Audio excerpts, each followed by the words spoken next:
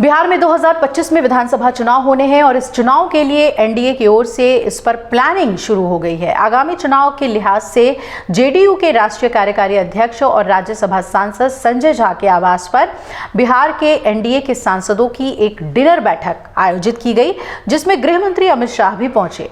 अब ऐसा माना जा रहा है कि महाराष्ट्र चुनाव में जीत का फॉर्मूला बिहार विधानसभा चुनाव में भी आजमाया जा सकता है और बिहार के दोनों डिप्टी सीएम सम्राट चौधरी और विजय सिन्हा समेत केंद्रीय मंत्री जीतन राम मांझी, चिराग पासवान और उपेंद्र कुशवाहा समेत बिहार से आने वाले सभी एनडीए सांसद इसमें मौजूद थे। बिहार में अगले साल विधानसभा का चुनाव होना है और इसके लिहाज से भी ये बैठक काफी महत्वपूर्ण मानी जा रही है। डिनर बैठक में बिहार के मौजूदा राजनीतिक हालात पर चर्चा की गई और एनडीए में बेहतर समन्वय कैसे स्थापित हो, इसकी एक रणनीति बनी। आपको बता दें कि अगले साल बिहार में एनडीए के पांचों घटक दल बेहतर समन्वय के साथ राज्य भर में सम्मेलन और सभाएं शुरू करेंगे।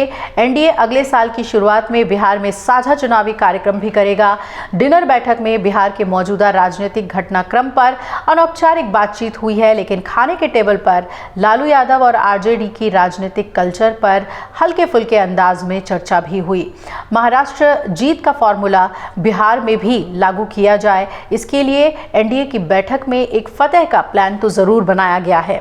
बीजेपी, जेडीयू, एलजेपी, रामविलास और हम सेक्युलर, राष्ट्रीय लोक मोर्चा यानी कि बिहार एनडीए के पांचों दलों ने सांसदों के साथ डिनर पे इस पे एक अनऑफिशियल चर्चा की और गृह मंत्री अमित शाह के शामिल होने से ये संदेश भी देने की कोशिश की गई कि बिहार में एनडीए कितना एकजुट है और कितनी बेहतर समन्वय इनके बीच है।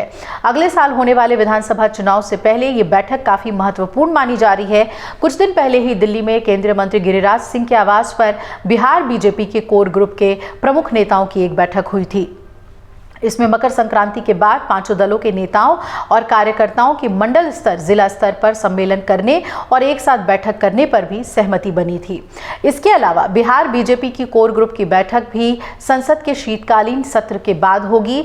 बीजेपी, जेडीयू, एलजेपी, हम, राष्ट्रीय लोक मोर्चा यानी बिहार एनडीए के पांचों दलों के सांसदों के एक साथ डिनर पर अनौपचारिक चर्चा में अमित शाह मौजूद थे, उनके साथ चर्चा हुई है और महाराष्ट्र के ही तर्ज पर बिहार का चुनाव लड़ा जाएगा, इसलिए ये बैठक काफ़ी महत्वपूर्ण मानी जा रही है। आपको बता दें कि इससे पहले भी कई बैठकें हुई हैं और उन बैठकों में भी समन्वय को लेकर ही चर्चा हुई है। मकर संक्रांति के बाद बताया जा रहा है कि पांचों दल एक बार फिर से नेताओं और कार्यकर्ताओं की मंडल स्तर, जिला स्तर पे सम्मेलन करने की बात पर सहमति बना चुके हैं। इसके अलावा बिहार बीजेपी की कोर ग्रुप की बैठक भी संसद के शीतकालीन सत्र के बाद होगी। आपको बता दें कि बीजेपी, जेडीयू, एलजेपी, राष्ट्रीय लोक मोर्चा यानी बिहार एनडीए के पांचों दलों के सांसद जो हैं वो अब इस पर चर्चा कर रहे हैं कि बिहार का जो मॉडल होगा जीत का वो कुछ महाराष्ट्र की तरह ही होगा।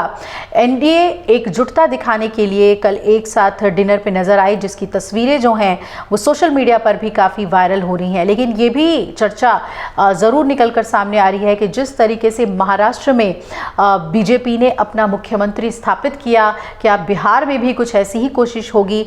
अगर पूरी तरीके से जो कोशिश है एनडीए की कि महाराष्ट्र के तर्ज पर ही बिहार का चुनाव लड़ेंगे, तो नतीजों में भी क्या वही तर्ज वो अपनाएंगे? क्योंकि हमेशा बीजेपी ने कहा है कि बिहार का चुनाव वो मुख्यमंत्री नीतीश कुमार के चेहरे पर ही लड़ेगी, लेकिन क्या नतीजे कुछ और भी कर सकते हैं? जिस तरीके से महाराष्ट्र में एक प्रचंड जीत बीजेपी को मिली तो बीजेपी ने अपना मुख्यमंत्री स्थापित किया, क्या ठीक उसी तरीके से बिहार में भी नीतीश के अलावा कोई और नाम हो सकता है? इसकी चर्चाएं भी अब अंदर खाने से उठने लगी हैं, लेकिन अभी तो एनडीए अपनी एकता दिखाने में जुटा हुआ है और इस एकता का कितना फ़ायदा मिलता है आने वाले चुनाव में, ये देखना बहुत ही महत्वपूर्ण होगा। नीतीश कुमार के साथ समन्वय बिठाकर ही चुनाव लड़ने की बात बीजेपी कर रही है। महाराष्ट्र जैसी ही जीत मिलती है या नहीं, ये तो बिहार विधानसभा चुनाव के नतीजों के बाद ही पता चलेगा। अगर आप ये वीडियो YouTube पर देख रहे हैं तो हमारे चैनल को सब्सक्राइब कर बेल आइकन दबाएं और Facebook पर देख रहे हैं तो हमारे पेज को लाइक करें। 8 मिलियन प्लस सब्सक्राइबर, आपके इस भरोसे के लिए बहुत धन्यवाद।